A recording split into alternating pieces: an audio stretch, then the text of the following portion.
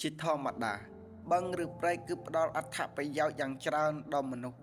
មិនថាសម្រាប់ប្រើប្រាស់ឬសម្រាប់ចាប់ត្រីយកមកបរិភោគនោះឡើយក៏ប៉ុន្តែឥឡូវនេះយើងសូមមកដឹងអំពីបឹងឬព្រៃទាំង4ដែលគ្រោះថ្នាក់បំផុតក្នុងពិភពលោក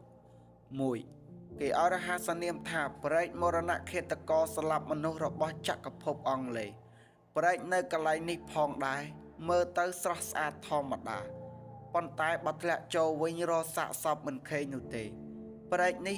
មានឈ្មោះថា Bollonston Trip ជម្រៅវិញមានទៅដល់65ម៉ែត្រជម្រៅជ្រៅតែទទឹងវិញអត់ដល់2ម៉ែត្រផងបូកបន្ថែមទឹកកន្លែងនឹងហូររហូតទៀតបង្កទៅជាគ្រោះថ្នាក់ខ្លាំងម្យ៉ាងទៀតនៅកន្លែងទឹកជ្រៅគឺមានរូងមាត់ល្អាងតូចៗដែលមើលពីផ្ទៃលើអត់ឃើញនោះទេព្រោះតែវាជ្រៅនិងល្ងឹតខ្លាំងពេកបើយើងធ្លាក់ចូលទឹកនឹងហែកទឹកអត់រួចមានភាគរយច្រើនណាស់ដែលសាកសពយើងធ្លាក់ចូលមាត់ល្អាងដែលជាហេតុផលធ្វើឲ្យសាកសពទាំងប៉ុន្មានរអត់ឃើញបើនិយាយពីភាគរយនៃការស្លាប់សម្រាប់មនុស្សដែលធ្លាក់ចូលវិញគឺ 100% ដែលនឹងស្លាប់អញ្ចឹងហើយបានជាគេហាមឃាត់និងដាក់ឈ្មោះកន្លែងនឹងថាព្រែកមរណឃាតករ2គឺបឹងពណ៌ក្រហមដែលមានគេឈ្មោះល្បីល្បាញខ្លាំងមែនទែនមានឈ្មោះថាបឹង Nastron ល្បីត្រង់ពាក្យជាចាមរាមថាអាចធ្វើឲ្យសត្វคล้ายទៅជាថ្មបានបឹងនឹងផងដែរស្ថិតនៅក្នុងប្រទេសថេនសានីយ៉ា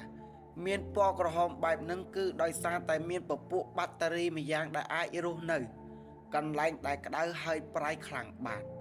បើយើងហែកទឹកនៅកន្លែងនឹងវិញដូចហែកទឹកអំបិលពុះអីចឹងសំខាន់ធ្វើឲ្យរលាកសាស្បែកទៀតផងប៉ុន្តែសត្វមួយប្រភេទនេះចូលចិត្តទឹកនឹងខ្លាំងមែនតើមិនដឹងថាមកពីមូលហេតុអ្វីបើបងប្អូនដឹងជួយប្រាប់ admin ផងបាទ3គេចូលចិត្តហៅកន្លែងនឹងថាមាត់ផ្លូវឬមួយក៏ផ្លូវចូលឋាននរកដោយសារកន្លែងនឹងគឺវាខ្សាច់ដែលក្តៅខ្លាំងមែនតើមានឈ្មោះថាវាខ្សាច់ដាណាគីលស្ថិតនៅក្នុងប្រទេសអ៊ីភីអូភីយ៉ាសម្រាប់វាខ្សាច់នឹងគឺជាកន្លែងដែលគ្រោះថ្នាក់បំផុតសម្រាប់ប្រទេសមួយនឹងពីមុនអត់មានភ្ញៀវទេសចរទៅលេងនោះទេព្រោះតែវាក្តៅនឹងគ្រោះថ្នាក់ខ្លាំងពេកតែឥឡូវវិញអត់ទេកន្លែងចឹងមនុស្សយើងចូលចិត្តខ្លាំងវាខ្សាច់ដាណាគីលមានកន្លែងគួរឲ្យចាប់អារម្មណ៍1ដែលមានឈ្មោះថាដាឡុលចំពោះបឹងពណ៌លឿងនេះបឹងមួយនឹងទាំងសន្តានដីទាំងអាកាសធាតុគឺស្តៀងទៅនឹងភពអង្គារដែរបើយើងអត់លុយទៅលេងភពអង្គារទេមកលេងកន្លែងនឹងបាន